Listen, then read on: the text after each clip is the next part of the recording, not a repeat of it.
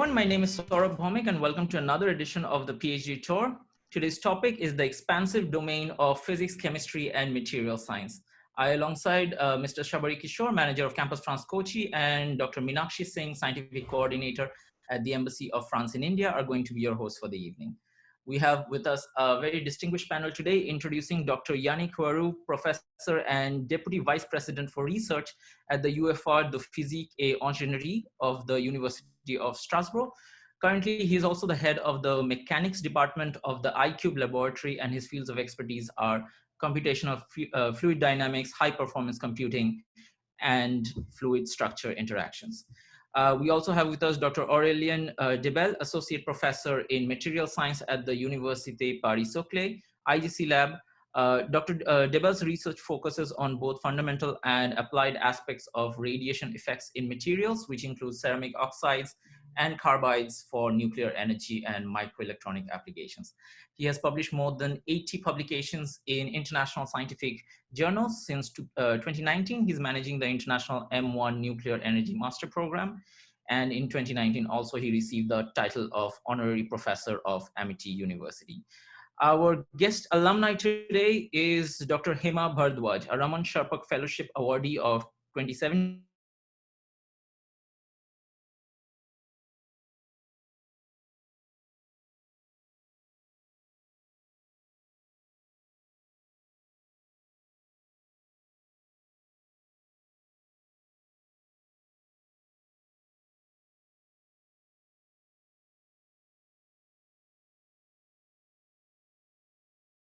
And she has published more than 50 papers in her distinguished career. Dr. Hoarau, Dr. Debelle, and Dr. Bharadwaj, thank you for being with us today. For viewers who are tuning in for the first time today, allow me to go over the premise of our webinar. The PhD Tour 2020 is organized by Campus France India and Institut Français Hanène, which are a part of the Embassy of France in India. Each evening this week, we aim to bring you researchers from some of the best universities and research institutions in France for a live panel discussion. We will introduce our participating institutions and discuss the current research activities and take questions from aspiring PhD scholars. If you have a question for our panel today, please use the Q&A box below and we will take up the questions in the last 30 minutes of this webinar. This session is also being broadcast on Facebook, so you can always refer to this later on the Campus France Facebook page. Do kindly subscribe to our page to be notified of future events and broadcasts.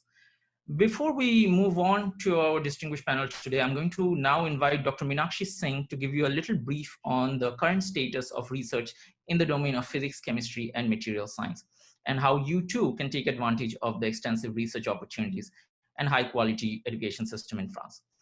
Meenakshi, I understand present about 41% of doctoral students in France are actually non-French. That's quite a high number compared to other countries.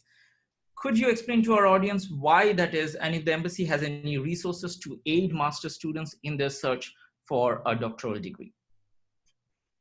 Thank you, Saurabh. Good evening, everyone. This is Meenakshi Singh, Scientific Coordinator at the French Embassy in India. First of all, I would like to welcome all our amazing panelists who are with us today and all the participants. Now, coming back to the theme of our webinar today, which is basic sciences such as physics, chemistry, material. We all know that France is a leading research-oriented country that offers an outstanding and diverse spectrum of research areas. The multidisciplinary public research organizations such as CNRS, CA, they conduct research in all the scientific and technical domains of physics, chemistry, and materials. For example, physics has been one of the France areas of research excellence, as evidenced by 14 Nobel Prizes awarded to renowned French physicists. In chemistry, French universities and engineering schools, they offer a wide array of chemistry degrees. Furthermore, basic research in these fields have been expanded to even encompass microelectronics, materials, and new energy technologies. Now, coming back to your question, what are the different opportunities available for Indian students by the French Embassy? I would like to mention that the French Embassy in India provides a number of scholarships such as Raman-Charpak Fellowship for PhD, Charpak Research Internship for Masters and Bachelors that enable young researchers from India to pursue their higher studies in France. Students could also go through Campus France website, which gives them comprehensive information on all the French doctoral school, and also display PhD positions available at the French universities and research institutes. They can also look for the different French universities and institutes website for all the detailed information. For this, to this end, I would like to inform all our French fellow participants that the French Institute in India and Campus France in India are always there to guide and help Indian students to follow their dream of doing a PhD in France. Without any delay, I would like now Saurav to take over and take forward the panel discussion with our panelists. Over to you, Saurav. Thank you, Meenakshi. I will now invite Dr. Hoarau to share his thoughts on the subject and introduce the University of Strasbourg. Dr. Hoarau, the floor is yours. Thank you. So, yes, I have to share my presentation.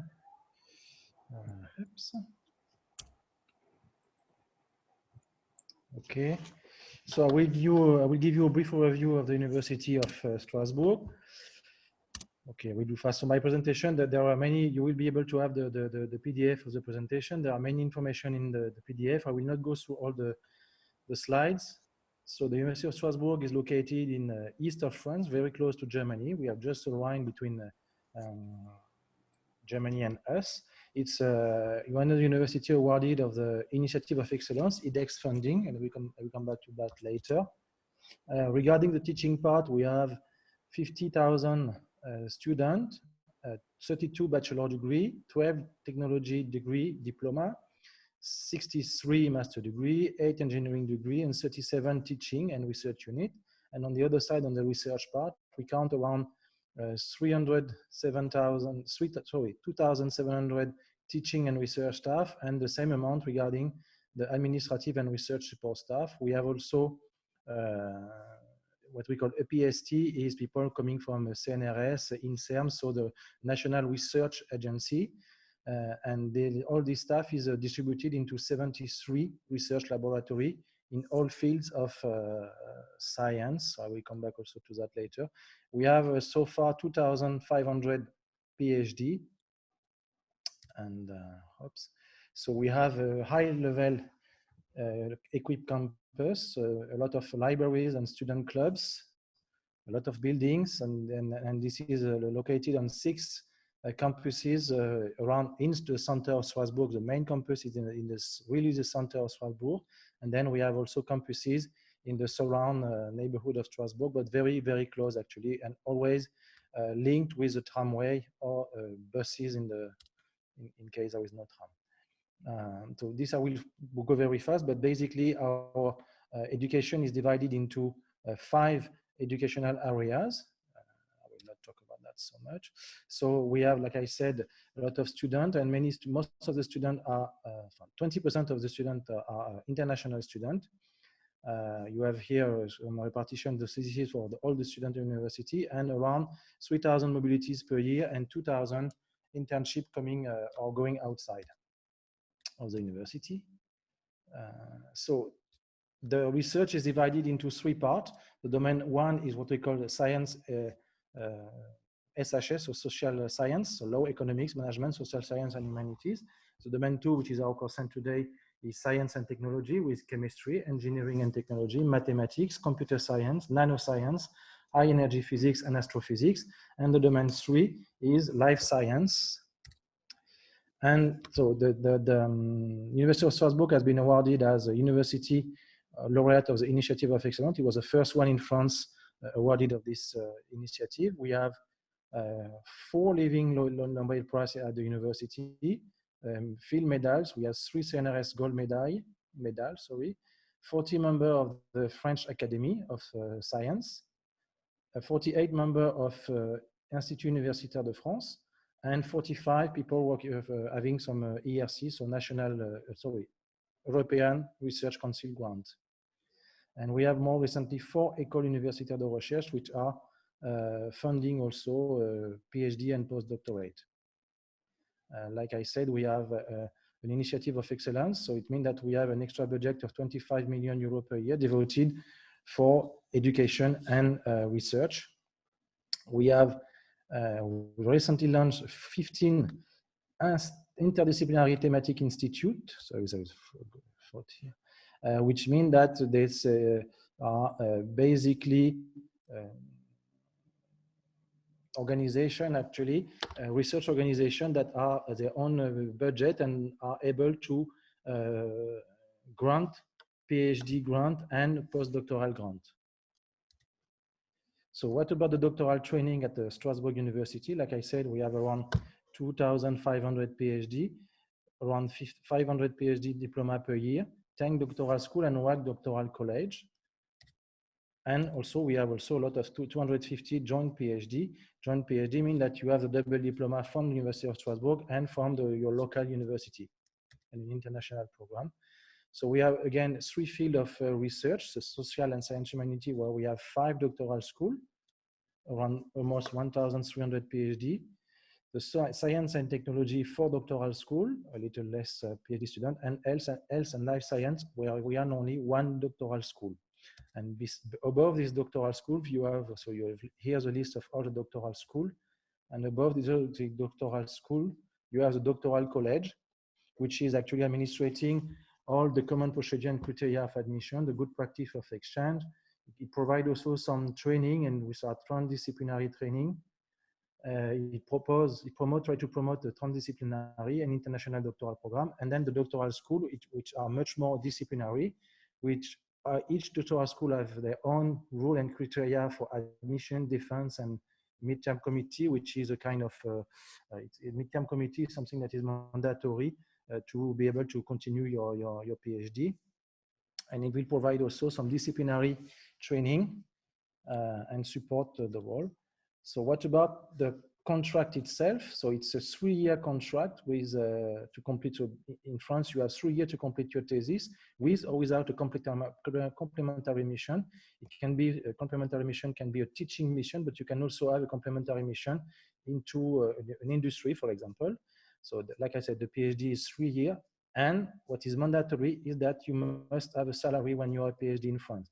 So the minimum required is 1,000 euros per month, and the average is usually 1,400 euros per month. This is without tax.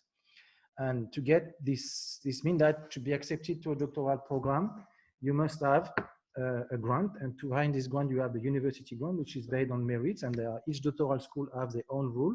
They have an amount of grant every year, and you can postulate to this grant. And then each researcher, based on his national, international, or European success to project, can have some money to provide to hire PhD or postdoctoral student. You can have also some industrial contract, mean that you will do a job for an industry. And the last solution would be CIF, which means you are hired by an industry to do a PhD in collaboration with the university. So this is absolutely mandatory.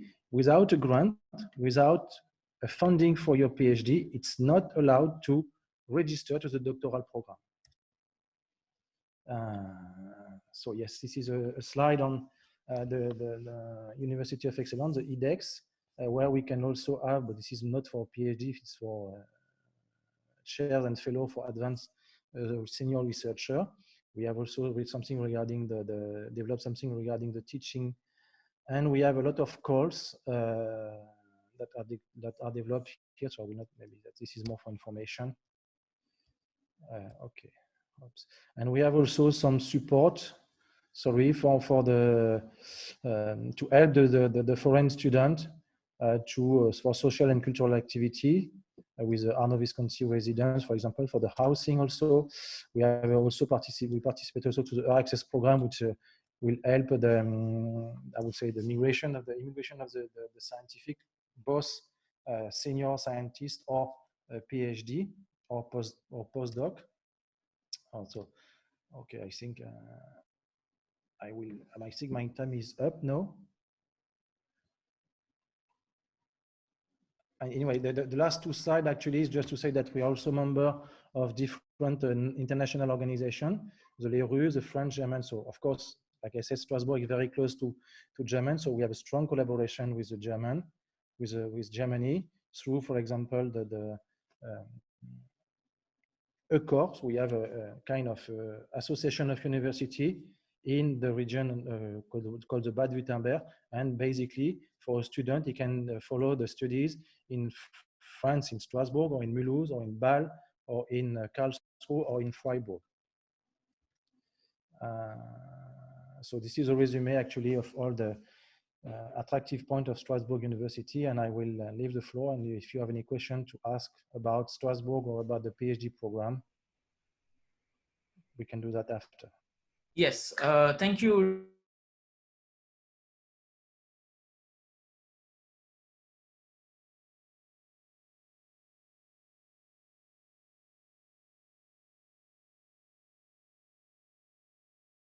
Dr. For now, I would like to invite Dr. Debelle to take the floor and share his slide.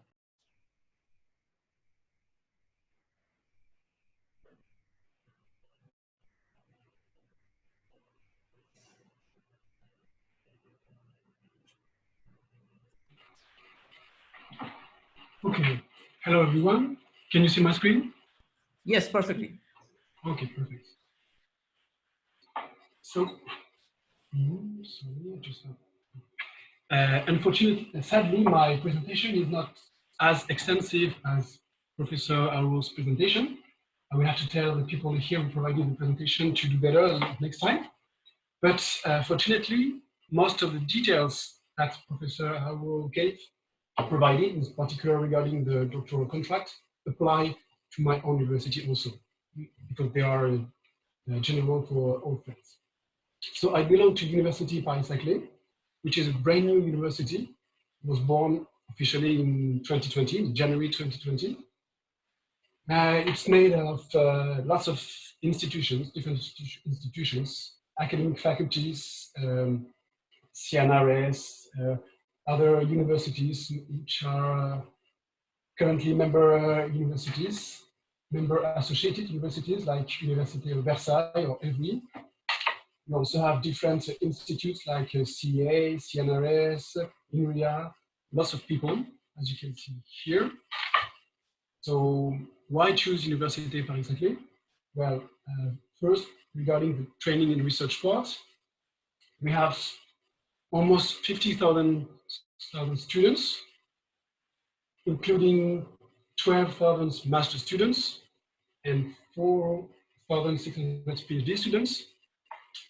I checked, and during the last 3 or 4 years, we had, in average, like 20 Indian students in PhD programs and 50 per year or so in master programs.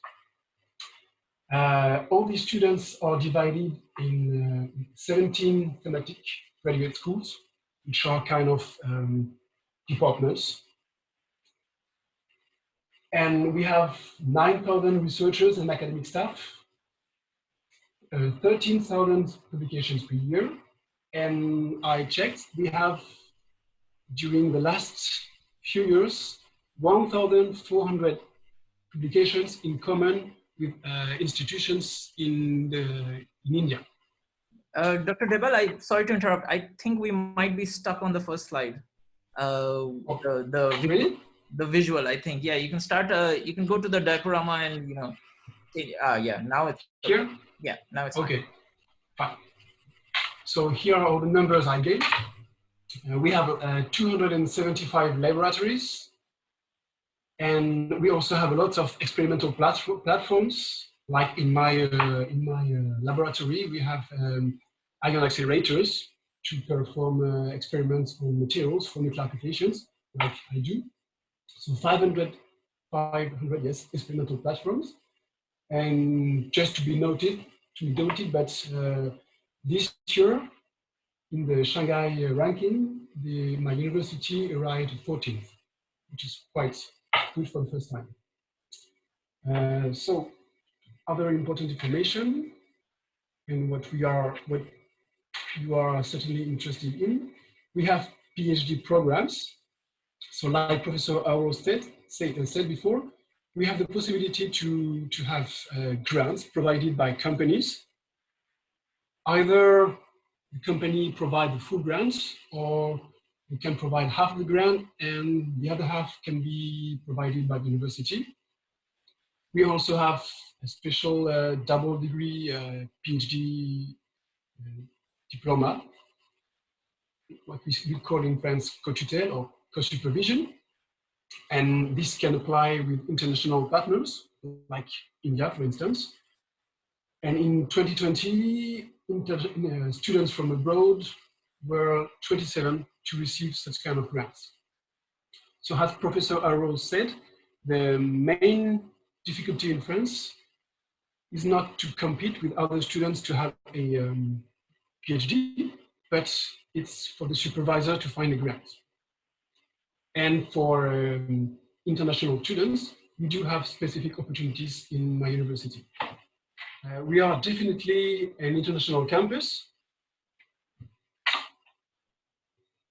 Can you see it? No? Yes, it's visible. Okay, sorry. We have like 300 partnerships with universities across the world. We have international short programs and summer schools, but also international master programs taught in English, like the nuclear engineering program that I supervise. And we are also a member of the European University Alliance for Global Health. So lots of opportunities in my university, which is a very big university. And just to put a picture of my own on who's speaking, this is me, Dr. Aurélien Debelle. I'm Associate Research Professor at Université Paris-Saclay in the Material Science Division. I'm also Honorary Professor at Amity University in Delhi. And I co-supervise the International Master 1 Nuclear Energy Program. So now, if you have any particular questions, I'm available. Thank you for listening. Thank you, Dr. Debelle. We will now very quickly, before we move on to the Q&A, I will invite Dr. Hema Bharadwaj, who is our guest alumni for the evening. And Dr. Bharadwaj, can you hear me? I think your mic might be off. Now it is okay. Yes, perfectly. So Dr. Bharadwaj, I understand that you were an awardee in 2017. You went to the Université Lyon 1. So could you please tell us a little bit about your experience? How did you go about finding the course in the first place? Walk us through your journey. How did you go about finding the course in the first place and then applying for, finding the hosting university and then applying for a fellowship from the French embassy? And how was it right up to actually arriving in France? First of all, a very good evening, and thank you so much for inviting me here. And to start up with a brief explanation about this journey, I just explain about during my PhD in chemical sciences, I already done from the CSI National, but the Viva is remaining. In 2-3 months, we'll have a PhD Viva was. And on the through the Google search, I find this international collaboration opportunity from the campus France by searching this on the website, and I found this Raman-Charpak fellowship, which is a very prestigious fellowships in an international collaboration between the France and the India. So I just applied this Raman-Charpak fellowship because my supervisor, Indian supervisor, suggested me to apply and encourage me in this international fellowship as a Raman-Charpak fellowship. So I started looking for a host supervisors, and then I applied in many laboratories in 2 to 3 in France, and I found one professor. This is Dr. Christophe Marquet.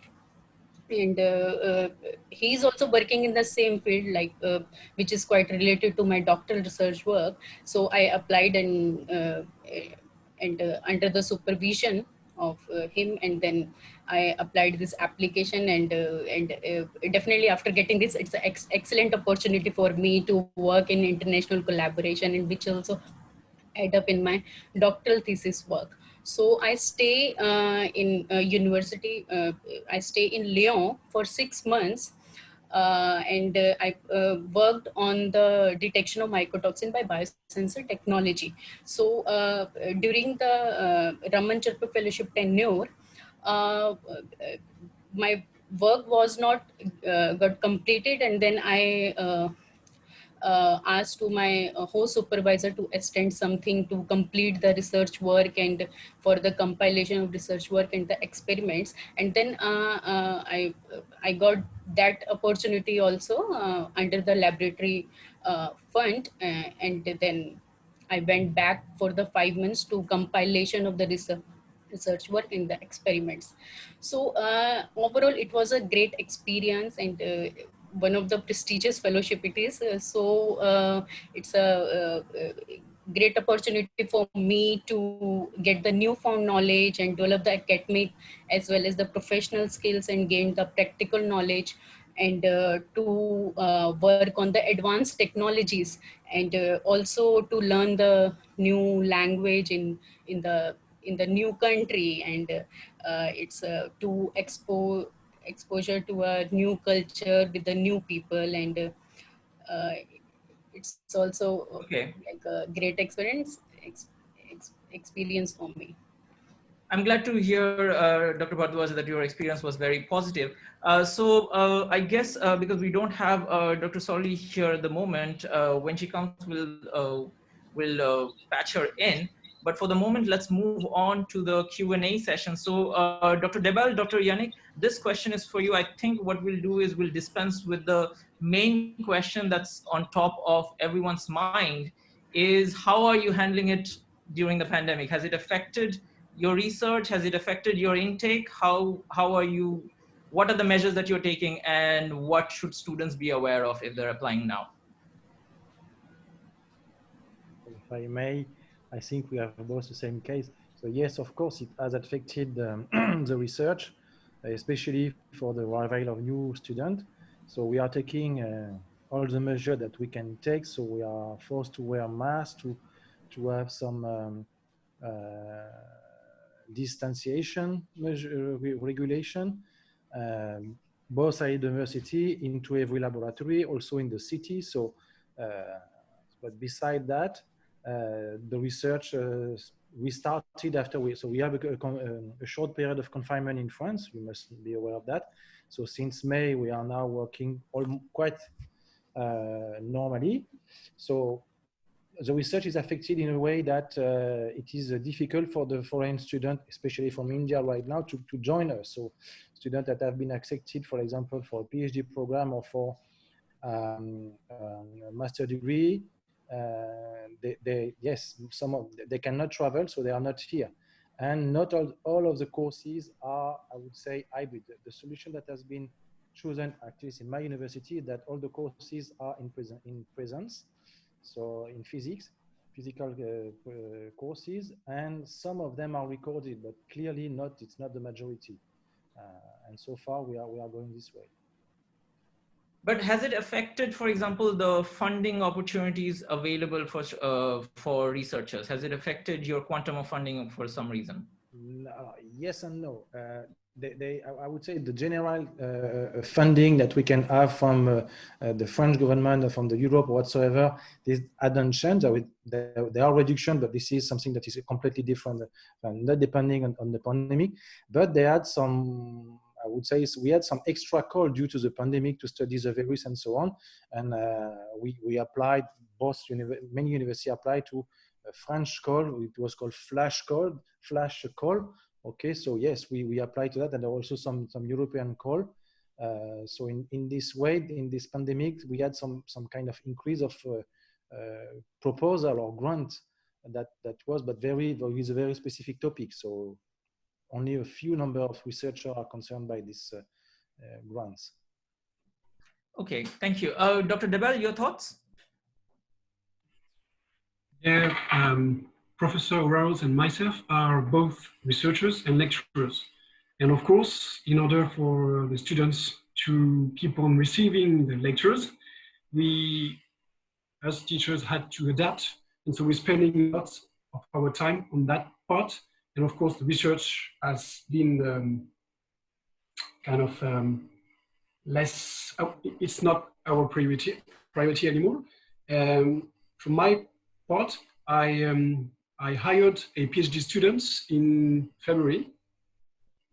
He should have started in March. He's Spanish, so he started in April during the lockdown in Spain, and then he finally arrived in July. So of course, this was clearly something bad for him, even though he started to work from home. But we adapt. I would say we adapt. The major issue is, as Professor Hoarau said, is the difficulty for foreign students to come to France, especially from India. In my master program, we accepted 2 Indian students, but they couldn't come here. So this is the main difficulty. And for the grants, pretty much no effect because of the COVID, except that we not have the time to apply for these calls.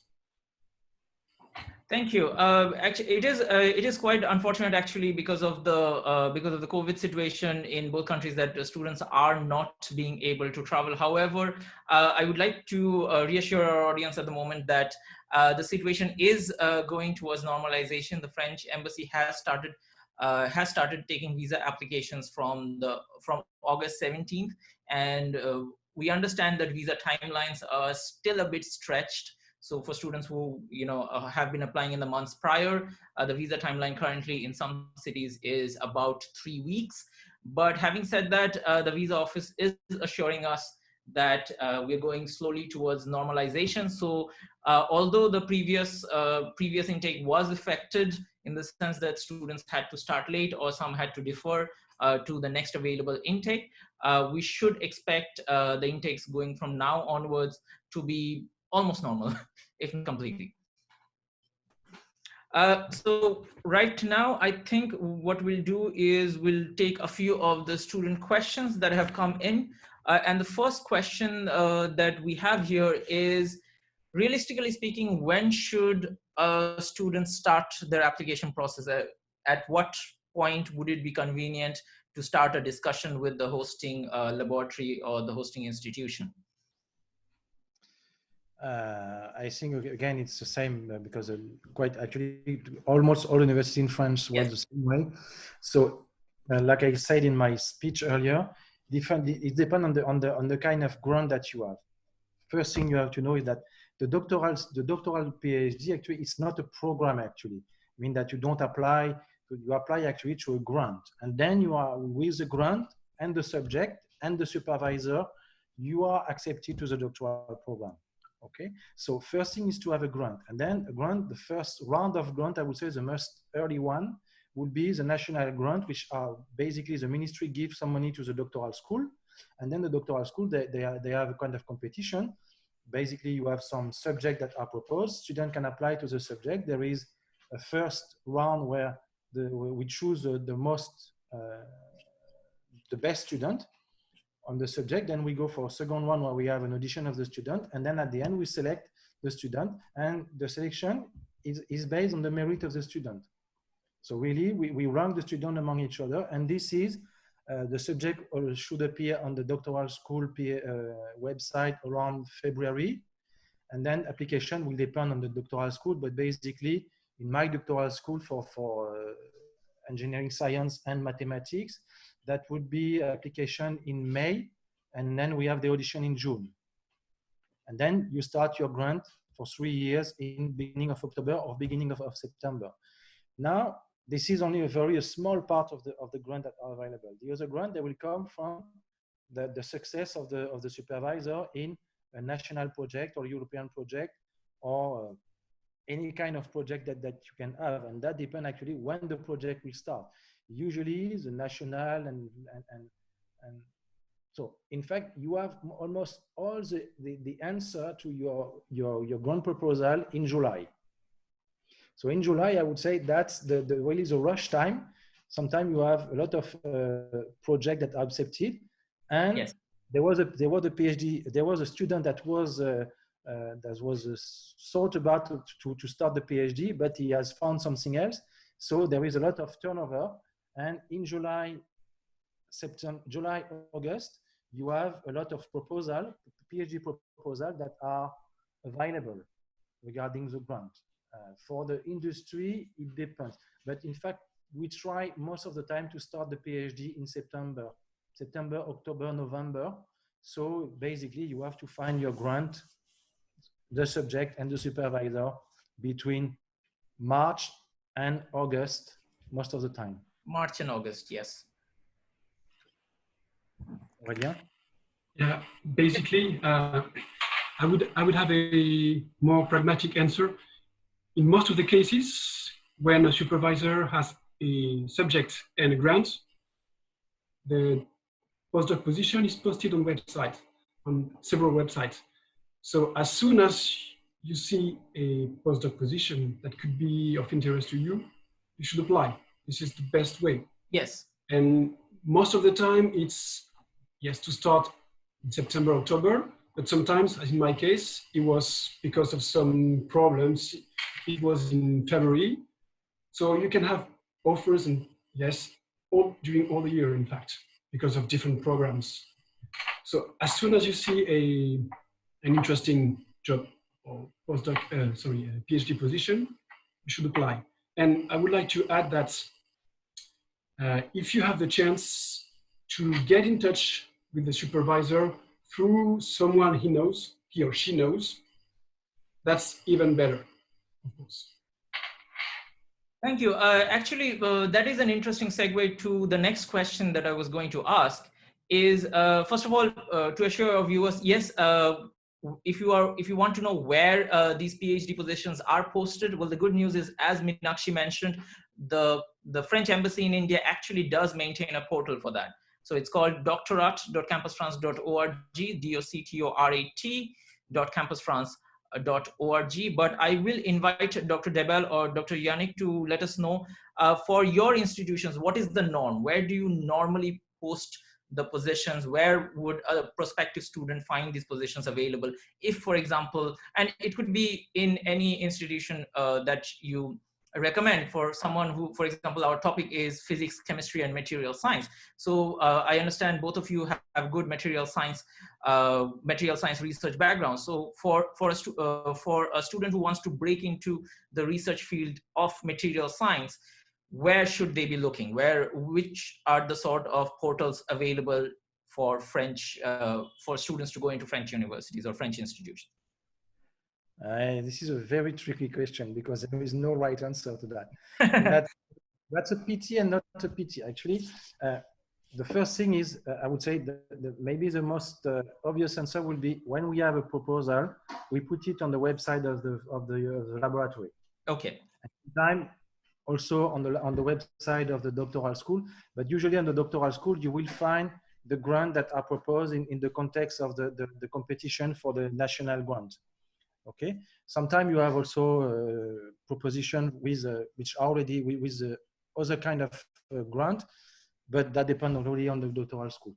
In fact, there is no, I would say, generic website where you can find all the proposal in PhD in France in a very specific field. You may have some national association, for example.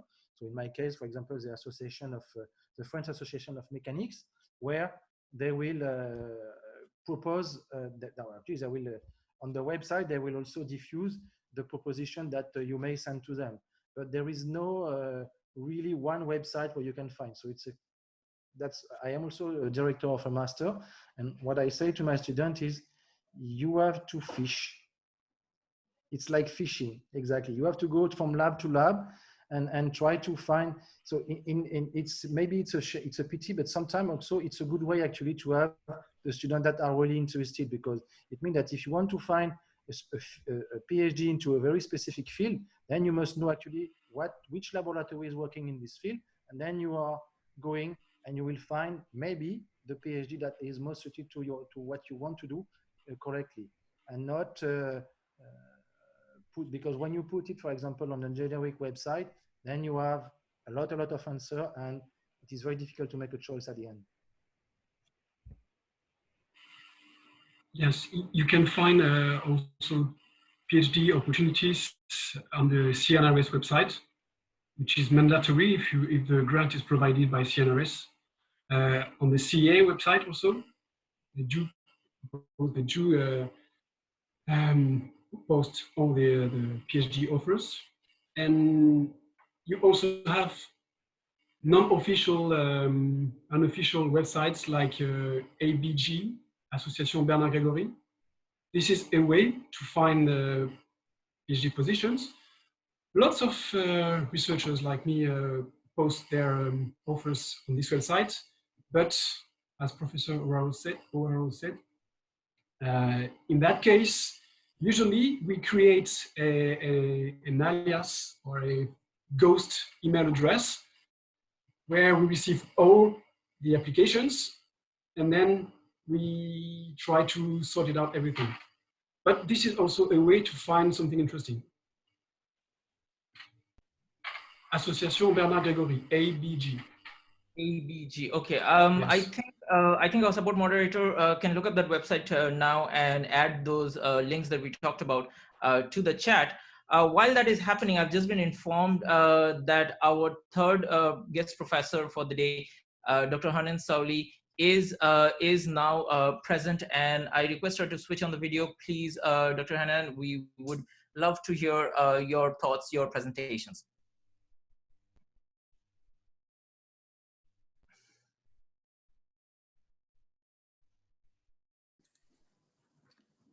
Hello.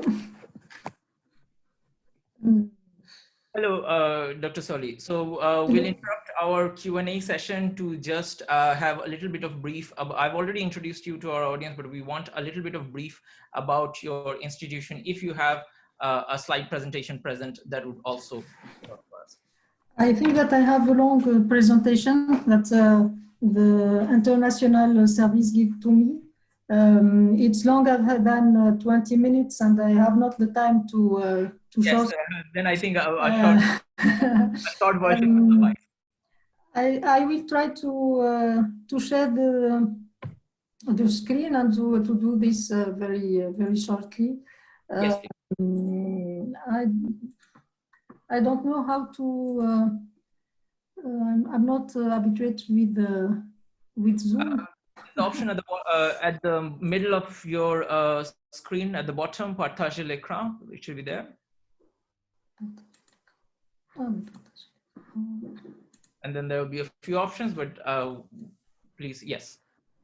Do you see my screen? Yes, perfectly. Yes. I try to do it quickly because it's very long. I will start by presenting Saint-Étienne. It's in the middle of, in the center of France, near the region of Lyon. Some specificity of our city, it's well known for with weapons and cycle factories, coal mining and waved ribbon, as you see here. It's an interesting location because it's 2 hours from the main ski resorts and natural reserve. And it's also known for a famous football team, which is the team of Saint-Étienne. Here we have a reminder of the specificity of the French education system. Maybe I will speak more about the engineering school and the PhD. We have some, so here we have some indication about the engineering school. It's a small school, engineering school. It's known for 3 diplomas, the diploma of civil engineering, mechanical engineering, and physical engineering. I will speak specifically about the civil engineering diploma as you will see later. The number of the students in our school, it's a school which is a school of technology, mainly technology and practice. Here we have the interaction of ENISE with its environment. You have the local network, especially for the research with Endura, for example, for civil engineering. Central Lyon, which is an engineering school, and ENISE will be associated to this school up to I think the January. We will become the same school with Central Lyon, and we have some links with Campus France and other industry and international network. Here we have the number of the civil engineering and the sensory engineering and mechanical engineering students, and we have 3 diplomas of masters of science in mechanical, civil engineering, and industrial engineering.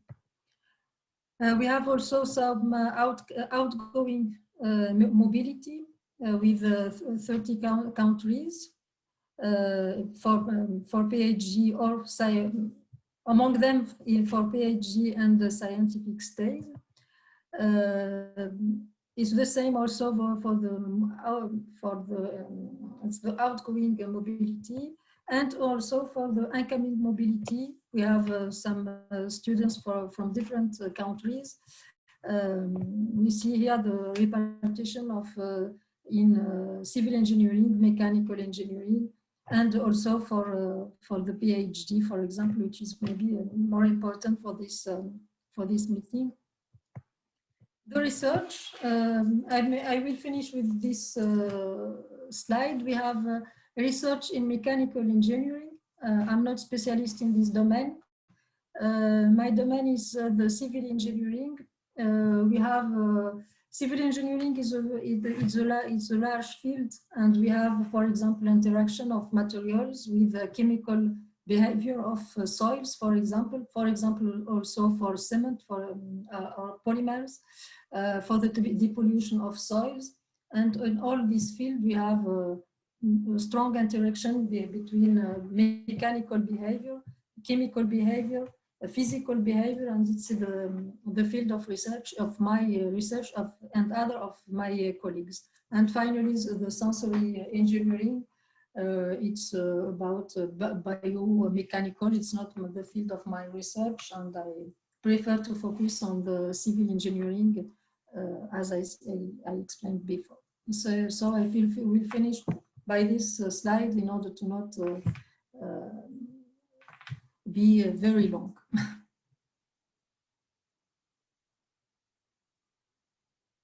Thank you, Dr. Souli. That was an interesting and very complex presentation. We're now also in the middle of our Q&A session. So I'll be asking a few of the Q&A questions that have been presented to me by the audience here today. And please feel free to chime in to offer your opinion whenever there is a question pertinent to your interest. So I think we'll start with another generalized question that has been, well, this is actually a question that comes very often for all our PhD sessions, really. All 3 of you are based in different parts of the country. What would you say is, for someone who is new to France, for someone who's just coming to France for a PhD program, and what sort of stipend they can expect? I know, Dr. Hoarau, in your slide, you've mentioned that quite concisely, that students should expect a stipend of about 1,000 to 1,400 euros. And how would that affect their, I mean, would that be a proper living expense? Would it account for all the expenses that a student can be required to pay for installation costs, for example? So I said 100,000 because, no, 1,000, sorry, 100,000 would be wonderful. 1,000 is really the minimum. So and this is really, I'm talking about my doctoral school. Of course, the rules are different in every doctoral school. But in my doctoral school, if you came with a grant with below than that, you are not accepted to the PhD program. We go back to the supervisor and say, you have to pay more. Okay. So, but 1,000 is really very rare. What we have usually is people always try to adapt to actually to do the same as a national grant, which is 1,400 euro per month, which is, yes, with this kind of amount, if you are living, of course, it will live on the living cost of your rent. If you rent a big flat for 6 room, okay, then it's not enough. But if you go for a student room at the cruise, for example, it is more than enough to do your job and to enjoy the life in Strasbourg. I would like just to make a short correction. Since September, the salary is 1,800 euros. It's been increased to attract students to do PhD. And even if you're living in Paris surroundings, you can survive. I have 2 PhD students who are perfectly surviving. Okay, so you're not rich, as all researchers and lecturers in France, but you can definitely have a good life. Yeah, usually students, they manage actually to share an apartment, and so to reduce the living cost. It's also in my slide, they have access also to the cruise. So the cost of the lunch, for lunch and dinner, is not expensive. Yeah, you can perfectly, and that's actually the point of having this minimum salary, is that the point is that when you are a PhD, you are paid to do research and not something else. So you don't have to work outside to do research. The price for a meal is €2.50, like €3. Wow. So I think we'll move on to the next question, which is, what sort of additional requirements would you impose on a student who is applying? So a master's degree transcript, of course, and the dissertation, of course, will be mentioned very prominently for the students and their area of interest.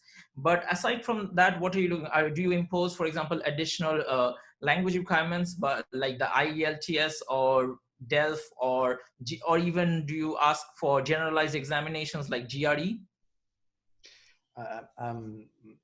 So the thing is that actually in France, each doctoral school is free to have its own regulation.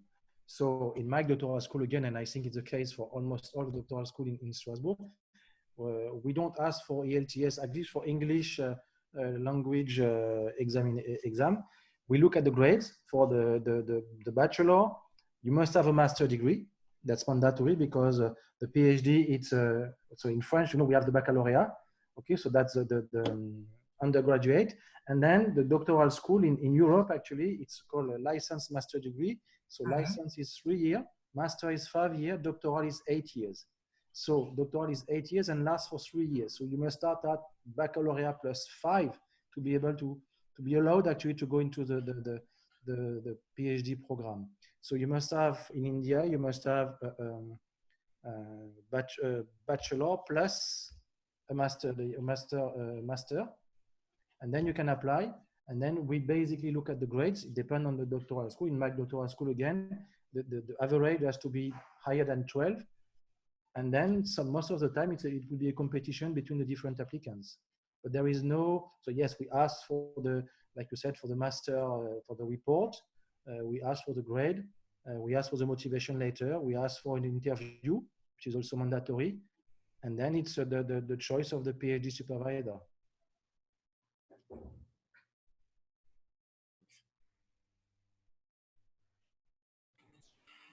But usually we appreciate when the student speaks English, because it's easier for him or her to read the scientific papers and write scientific papers. But it's not mandatory.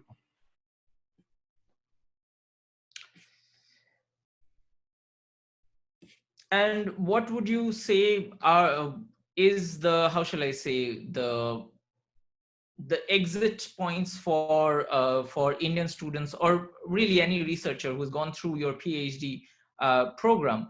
Generally speaking, what sort of careers do they go on to have? Just from your doctoral school, from your experience.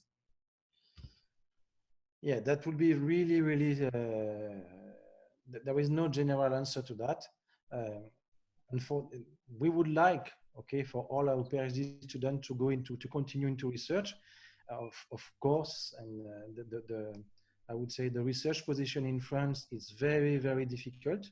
There are not a lot of new positions, especially in the teaching part, but it is even much more difficult if you just want to do only research like in CNRS or in CERM or in RIA.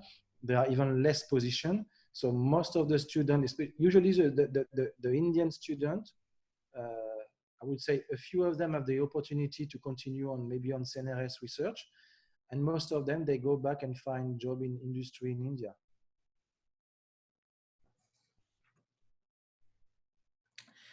I think I will now invite our scientific coordinator, Dr. Meenakshi Singh, to ask a few questions that would be a little bit more specific towards your background, towards your field, because we have a few specific questions coming in for the students at the moment. Meenakshi, please go ahead. Thank you, Saurabh. So first, the question I would like to ask all our panelists, the basic question we are getting is like how the student can go for postdoc position after doing a PhD in India or in France. The basic question we are getting. The answer, if I may, is the same as for PhD. Okay, you have to find the grant. There is no national program for postdoc. So postdoc, you have one supervisor, one professor or associate professor or whatever, as a project. He has a grant for a postdoctoral position. He will make some publicity for this position and you apply. So again, it's you have to find the proposal, but usually, in fact, so I would say we have also some kind of duty when you are a supervisor. So when you have a PhD, you try also to see what does he want to do after. If you want to go for a postdoc, if you cannot provide him a postdoc, you will try to go through your connection if you can provide him a postdoc. So this is usually what we try to do in France or in Europe or whatever we can. And then if it's not possible, but usually this is some kind of, and this is something that we also engage when you take a PhD student. There is a kind of moral duty to your PhD at the end. You try to make sure that after the PhD, your student have something to do. Okay, it's not your PhD is over and then ciao, bye-bye, see you next time. So we try. Sometimes it's not possible because of the conjuncture whatsoever, but we try always to make sure that our PhD students have an issue after their PhD. Thank you, Dr. Yannick. I also would like students would also like to know whether they can also have a co-funded PhD, and if yes, what is the procedure? Like if they can have some co-funded PhD.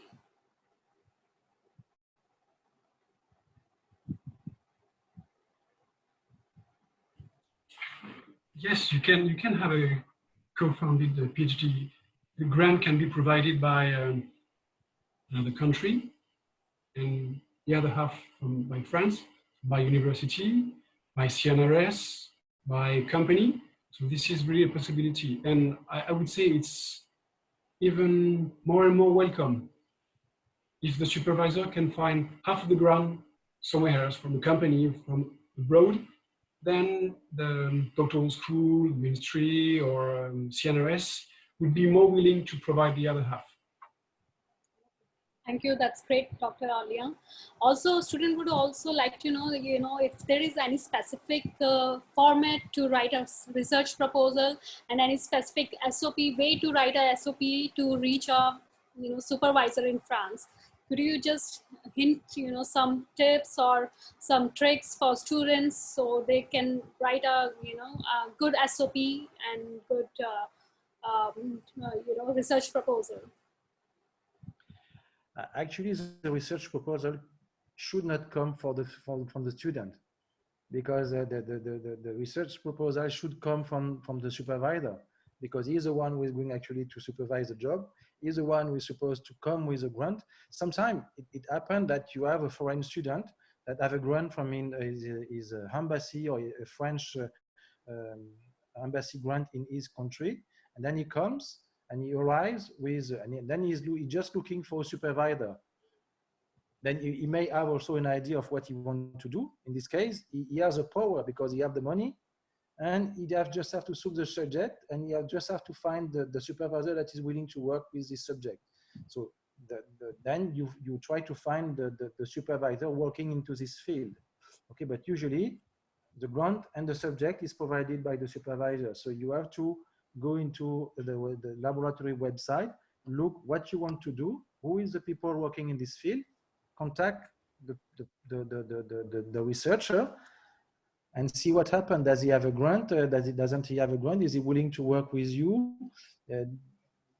And hope, I would say that things work. And if it, I mean, and you should not focus on one lab. There are, if you take any kind of field, there are a lot of universities in France, a lot of laboratories. So if it's not working in Strasbourg, then you can try in Paris, or you can try in Saint-Étienne, or even you should try everything at the same time. At the end, the student is choosing what he wants to do, because we are talking. So on our side, of course, when we have a grant, we would like to have the best student. We would like to, because we want to go for the research. But at the end, the research will be beneficial for me, of course, for the supervisor, but also for the student. So at the end, the student will choose what he wants to do. If he has the choice, he can choose one subject, which is with a grant, or another subject, and he doesn't have to have any moral issue on that. It's we are talking about his training, his future. So he is choosing what he wants to do. Thank you, Professor Yannick. I have one question actually coming in for Dr. Bharadwaj. This one is for our alumni today. Dr. Bharadwaj, when you moved on to France, did you speak any French at that point, or did you study later? Sorry, your mic is switched off, please. Now it is okay? Yes, perfect. Yeah. Actually, before applying this Raman-Charpak fellowship, I already learned this language during my master program, because it was a part of our curriculum. So I learned this French language 2 years. So I had some basic of this language. And then when I reached to France during the summer vacations, I also did one month course from the Institute of ENISE, but it's not a big issue for the students or for the researchers who are going in another country. Yeah, it's a basic issue, but not a big issue to deal with this with the language, because we are the research scholars. Like we can use the translator and so many apps, and the French people are also very they are good. They know that it is not easy for the foreigners to learn and to speak the language, so they understand and they are very helpful. So I didn't face any lot of problem regarding the language, because I know it before going. Also I did 1 month course in Lyon during the summer vacation. Thank you, Dr. Bharadwaj. I'm glad to hear that your transition was very, very easy thanks to learning French. And of course, for our students in India who are watching at the moment, please know that for small, even if you don't speak French at the moment, not really a barrier to do your research in France, because as the professors mentioned, most of the research is done in English, because a lot of your how shall I say, cohort is going to be from other countries. So it's a very international atmosphere. For survival French courses, of course, you could approach Alliance Française.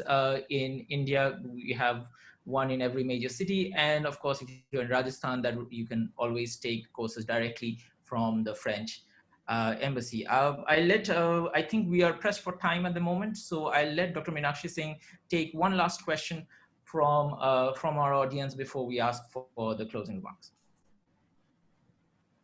Saurav, I don't have any other question. I would like to just thank all our panelists to be with us, and hopefully they have responded to all the queries of our participants today. And I wish all the best to all the students who would like to go to France for their higher studies. Over to you, Saurav. Thank you. Thank you, Dr. Singh. Thank you, Dr. Bharadwaj, Dr. Debelle, Dr. Yannick, and Dr. Souli for being with us today. It was really an honor for us to have you, and I'm sure our audience had a very productive evening. Just to remind everyone, we are working on a mechanism where the slides that have been presented to you today will be made available, and of course you can approach your nearest Campus France office to know which office is in your jurisdiction. Please go to the website inde.campusfrance.org. So Dr. Debelle, Dr. Yannick, and Dr. Souli, if you have any closing remarks. No, I would like to thank you all of you for the invitation and for the organization. And I hope that we will have a lot of Indian students, because usually when we have Indian students, we are not disappointed at all. So it's really a pleasure for us to have Indian students in Strasbourg. So